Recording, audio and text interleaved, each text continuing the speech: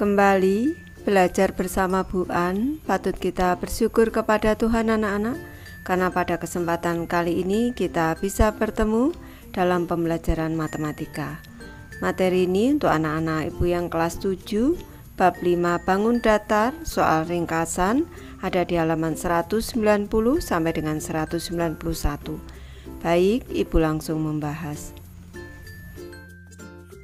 Gagasan utama anak-anak, soal nomor 1, perhatikan jajar genjang A, B, C, D di bawah ini. Jawablah pertanyaan berikut ini. Kita cermati jajar genjang A, B, C, D ini anak-anak. Untuk soal ke-1, sebutkan pasangan garis-garis sejajar menggunakan simbol. Baik, kita cermati untuk sisi AD yang atas ini sejajar dengan sisi BC yang bawah. Sisi BA di sini, ini sisi BA sejajar dengan sisi CD. Selanjutnya ibu tulis di bawah, soal ke-1 ini pasangan garis-garis sejajar, berarti AD, garis AD sejajar dengan BC anak-anak ini, dan ini garis BA ini sejajar dengan garis CD. Ke soal kedua, lukislah garis sumbu pada sisi CD. Dan untuk soal ketiga, dengan sisi BC sebagai alas, lukislah sebuah segmen garis untuk menunjukkan tinggi jajar genjang A, B, C, D. Selanjutnya untuk soal kedua, kita akan menggambar garis sumbu pada sisi CD. Ibu jelaskan langkah-langkahnya. Langkah yang ke-1, dengan pusat di titik C kita membuat busur lingkaran anak-anak. Ini langkah yang ke-1. Selanjutnya dengan jari-jari jangka yang sama kita membuat busur lingkaran yang kedua. Di sini dengan pusat di titik D. Ini adalah langkah yang kedua anak-anak. Ini dari kedua busur ini terdapat 2 titik potong anak-anak. Ini ada 2 titik potong. Selanjutnya kita membuat garis di sini. Garis di sini ini yang melalui kedua titik potong dari 2 busur tadi. Maka ini sudah terbentuk garis sumbu anak-anak. Garis sumbu itu tegak lurus pada sisi CD ini dan membagi sisi CD ini menjadi 2 bagian yang sama besar anak-anak di sini. Ini sudah terbentuk garis sumbunya. Jadi langkah yang ketiga kita membuat garis sumbunya. Ini langkah yang ketiga. Lanjut, ibu membahas soal ketiga. Kita akan membuat garis tinggi jajar genjang A, B, C, D dengan BC sebagai alas. Perlu ibu jelaskan kembali kalau namanya garis tinggi pada jajar genjang A, B, C, D ini, garis tinggi ini selalu tegak lurus dengan alasnya. Ini ibu jelaskan langkah-langkahnya. Kalau garis tinggi pada jajar genjang A, B, C, D ini artinya ini harus tegak lurus dengan BC anak-anak. Maka kita akan membuat segmen garis yang tegak lurus dengan BC. Langkah ke-1 ini kita membuat titik di sini, membuat 1 titik, ibu misalkan titik P di sini. Ini adalah langkah yang ke-1, membuat titik di sini. Langkah kedua, dengan pusat di titik P ini kita membuat busur lingkaran, memotong BC di 2 titik di sini anak-anak. Nih, ini adalah langkah yang kedua. Langkah ketiga, dengan pusat di titik potong yang ke-1 ini kita membuat busur lingkaran. Ini adalah langkah yang ketiga. Langkah yang keempat, dengan jari-jari jangka yang sama dan pusatnya pindah ke titik potong yang kedua ini kita membuat busur lingkaran lagi. Ini langkah yang keempat. Pada 2 busur yang kita buat terdapat titik potong. Selanjutnya kita membuat segmen garis dari titik P ini yang melalui titik potong 2 busur tadi. Maka sudah terbentuk garis tinggi dari jajar genjang. Garis tinggi ini tegak lurus dengan garis BC. Ini adalah langkah yang kelima, membuat garis. Maka sudah terbentuk garis tinggi dari jajar genjang ini anak-anak. Soal nomor 2 anak-anak. Gambar di bawah ini menunjukkan sinar garis AB yang ditarik dari titik A yang terletak di garis XY. Jawablah pertanyaan berikut ini. Kita cermati gambarnya. Untuk soal ke-1, lukis sinar AP dan AG yang merupakan garis bagi sudut BAX dan BAY.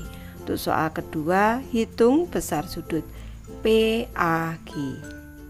Baik, Ibu mulai membahas dari soal yang ke-1. Kita akan membuat garis bagi untuk sudut BAX dan juga sudut BAY anak-anak. Langkah yang ke-1, dengan pusat di titik A, kita membuat busur lingkaran yang memotong garis XY di 2 titik di sini. Nih, kita memotong di sini. Nih, memotong di 2 titik. Ini langkah yang ke-1. Langkah yang kedua, dengan ini kita bagi dulu sudut BAX anak-anak. Ini dengan pusat di sini nih, kita membuat busur lingkaran anak-anak. Ini busur lingkaran. Ini langkah yang kedua. Nih, dengan jari-jari yang sama dengan pusat di sini nih. Nih, titik potong dengan AB. Ini kita membuat busur lingkaran lagi anak-anak. Ini langkah yang ketiga. Selanjutnya di sini ada titik potongnya.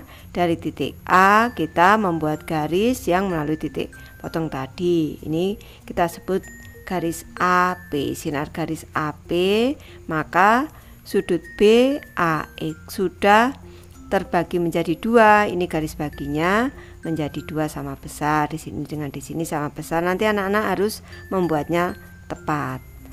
Selanjutnya ini sudah terbentuk. Ini langkah keempat, garis AP sudah terbentuk. Sekarang kita membagi sudut BAY. Ini dengan pusat di sini. Ini kita membuat busur lingkaran. Ini adalah langkah yang ke-5. Dengan jari-jari yang sama dengan pusat di sini. Ini kita membuat busur lingkaran lagi anak-anak. Ini langkah yang ke-6. Sudah ada titik potongnya. Maka sekarang dari titik A kita membuat ruas garis AG, kita beri nama AG di sini yang melalui titik potong kedua busur. Ini sudah terbentuk. Ini adalah langkah yang ke-7. Sekarang sudut BAY ini sudah terbagi menjadi 2. Ini di sini nih. Ini sama besar anak. Selanjutnya untuk soal kedua kita akan menentukan besar sudut PAG anak-anak. Kita cermati besar sudut PAG ini sama dengan besar sudut PAB. Ini PAB ditambah dengan besar sudut BAG. Ini besar sudut BAG. Ini sama dengan, kita cermati, sudut PAB ini sama dengan setengah dari sudut BAX anak-anak, karena tadi sudah terbagi menjadi 2 sama besar. Berarti setengah dari besar sudut BAX ditambah dengan untuk sudut BAG ini juga setengah dari BAY anak-anak. Ini setengah dari sudut BAY. Ini di sini setengah dengan setengah kita keluarkan, berarti setengah dari sudut BAX ditambah dengan sudut BAY.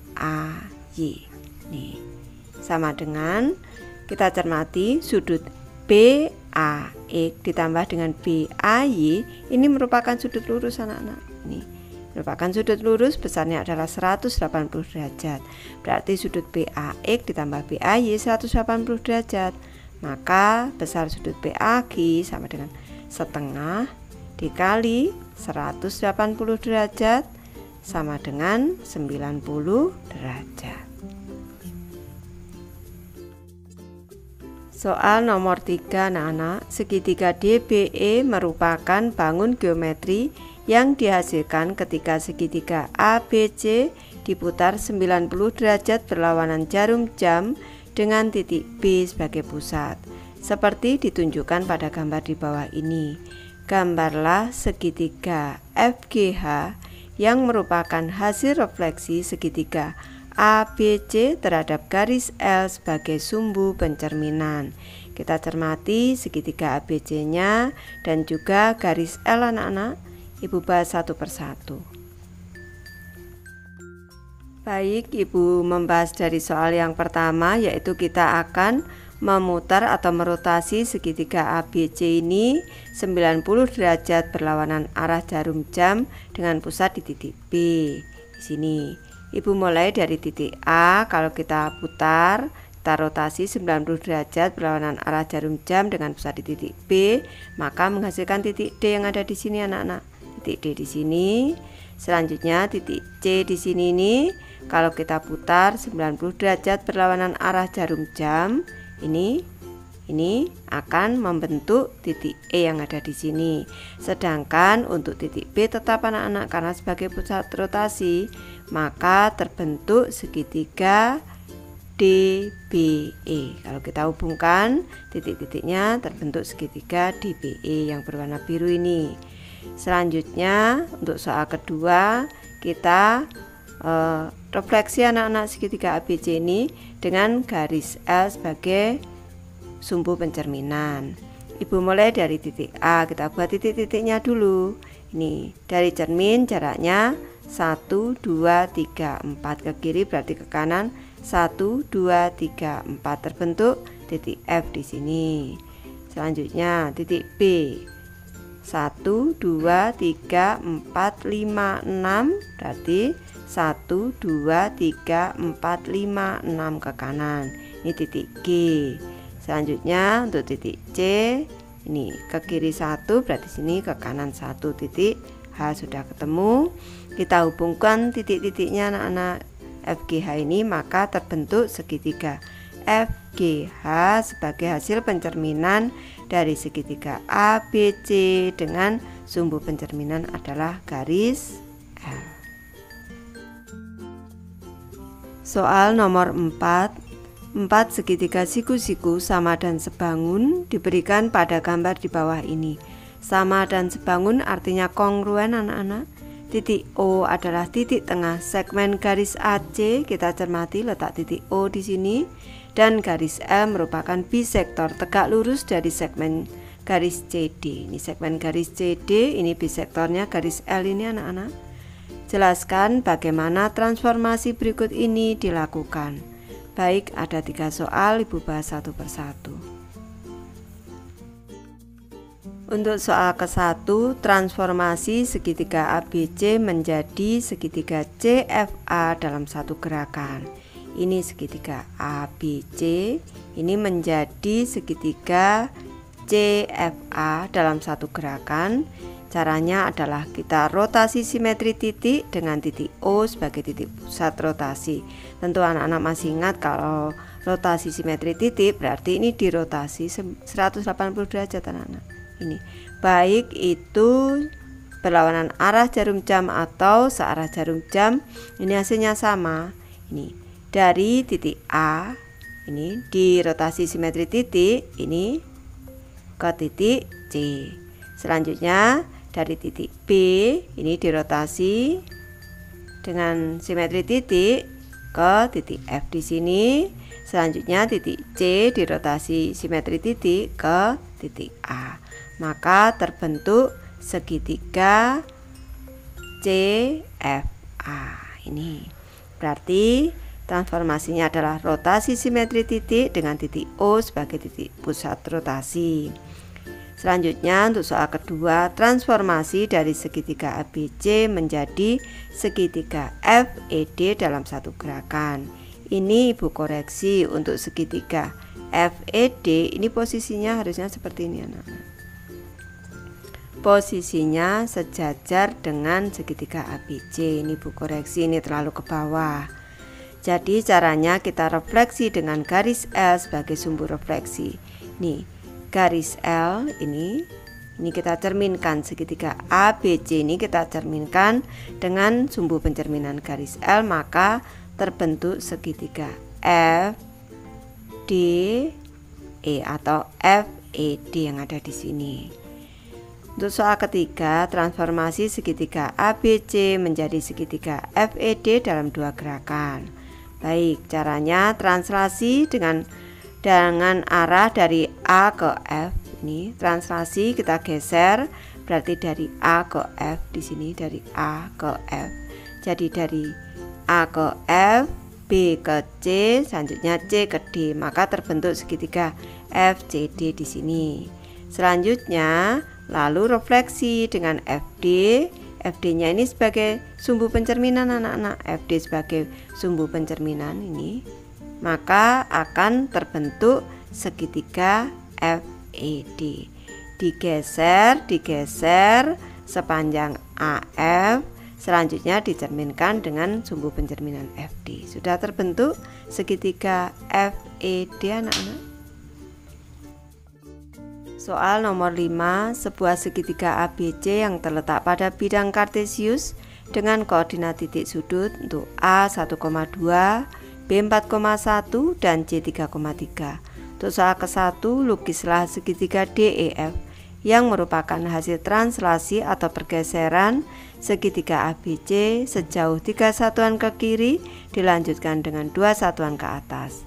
Tentukan koordinatnya. Untuk soal kedua, lukislah segitiga GHI yang merupakan hasil rotasi segitiga ABC dengan pusat 0,0 sebesar 90 derajat berlawanan arah jarum jam. Tentukan koordinatnya.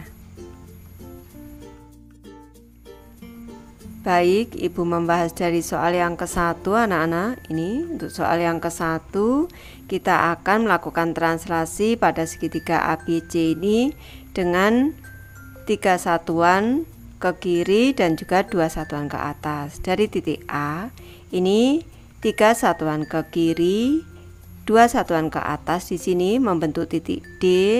Selanjutnya untuk titik B 3 satuan ke kiri 1, 2, 3 ke atas 2, ini membentuk titik E. Selanjutnya untuk titik C 3 satuan ke kiri 2 satuan ke atas, ini membentuk titik F.